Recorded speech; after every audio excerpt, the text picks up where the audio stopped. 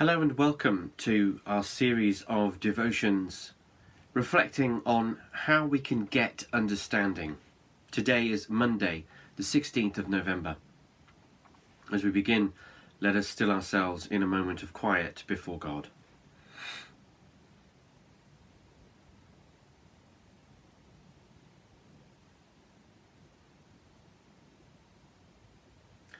And our prayer for today: O gracious and holy Father, give us wisdom to perceive you, diligence to seek you, patience to wait for you, eyes to behold you, and a heart to meditate upon you, and a life to proclaim you, through the power of the Spirit of Jesus Christ our Lord. Amen.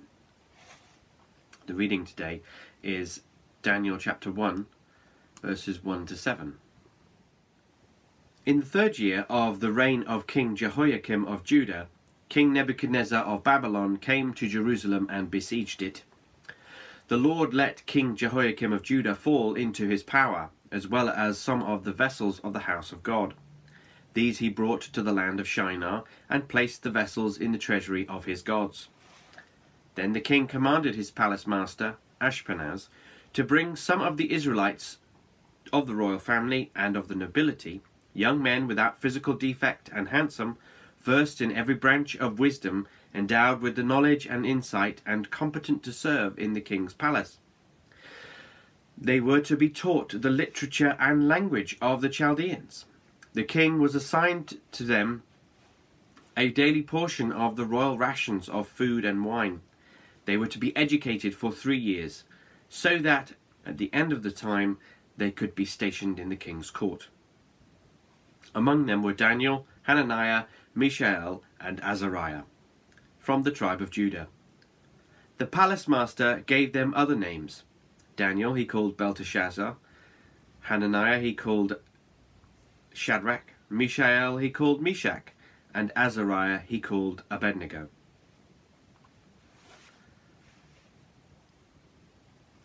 This week our focus is on how we can get understanding. On Sunday we used the wise as our examples. These were those who had understanding, wisdom and insight, whatever you want to call it, which enabled them to firstly remain faithful to God in the face of death, but also to learn how to live appropriately in their current circumstance. They probably had the same experience written in these verses as Daniel. It's likely that they are the ones who probably wrote this book too. We see in these verses that Daniel and the wise learned the culture in which they lived. They were already well versed in wisdom, knowledge and insight of their own home culture. Now, in captivity, they were to be educated for 3 years in a new culture. After that time, they could know the culture in which they lived. For us, it should be no different. We need to know the times. Jesus himself shows us the importance of this when he speaks to the Pharisees and the Sadducees in Matthew 16. They ask for a sign. Jesus' answer was abrupt and not quite what they were looking for. He said, "When it is evening, you say it'll be fair weather, for the sky is red, and in the morning it'll be stormy today, for the sky is red and threatening. You know how to interpret the appearance of the sky, but you cannot interpret the times." Matthew 16, verses 2 and 3. For the Pharisees and Sadducees, the times were that Jesus the Messiah had come to liberate them from their bondage, but not from the Romans, but from sin. Their problem was that they were blind to it and they could not see what was happening in front of their own eyes. In other words, they lacked understanding and wisdom. It's important to be able to see what is happening in our world and what God is up to in it, so that we can see how to face it. We need to be able to look at the times and understand why things are the way they are, and live according to the ways of God in the midst of it. We can do that by learning the history and the outcomes of various different events, such as wars, looking at culture and how it developed over time. What are the predominant narratives that shape people's existence today, for example? All of this helps us to learn our culture and learn how to respond to it in faith. we'll spend a few moments thinking about these things for ourselves.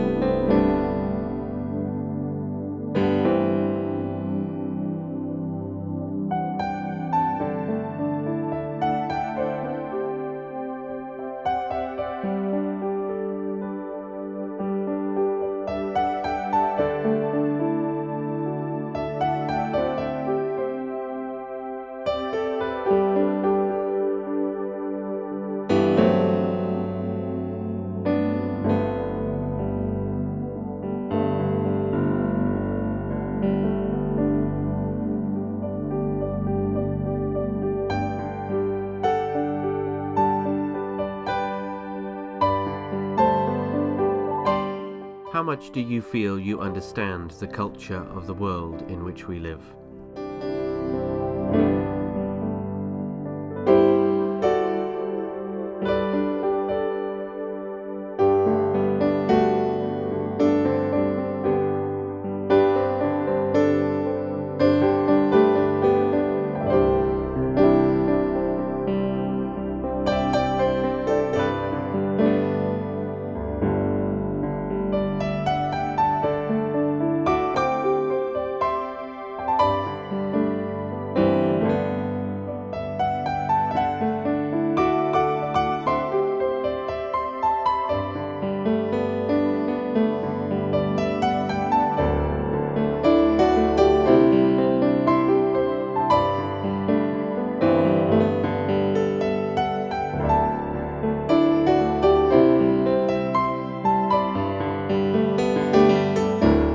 Where do you see God at work in our culture?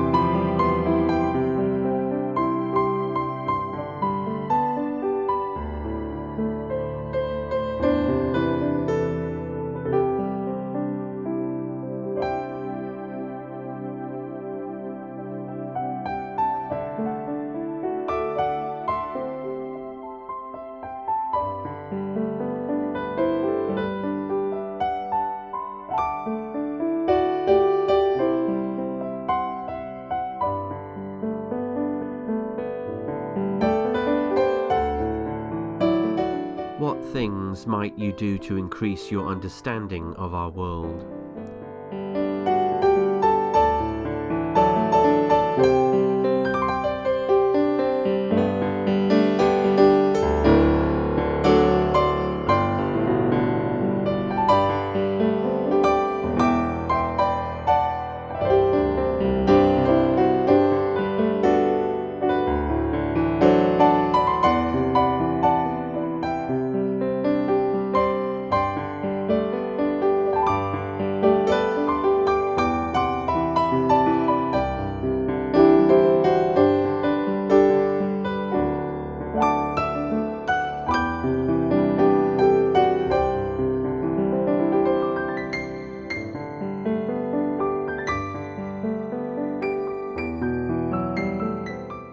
Spend a moment with God, giving Him those things that trouble you, and those things you just don't understand. Ask Him for wisdom and insight.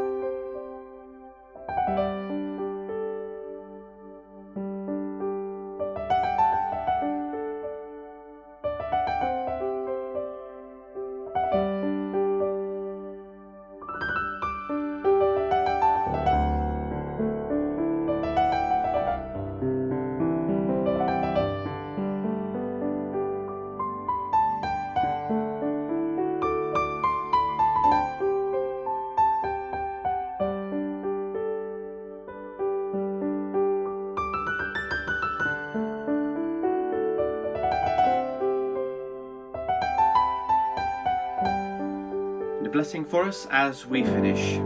The Spirit of the Lord rest upon you. The Spirit of wisdom and understanding, the Spirit of counsel and power, the Spirit of knowledge and the fear of the Lord. May you delight in the Lord now and always.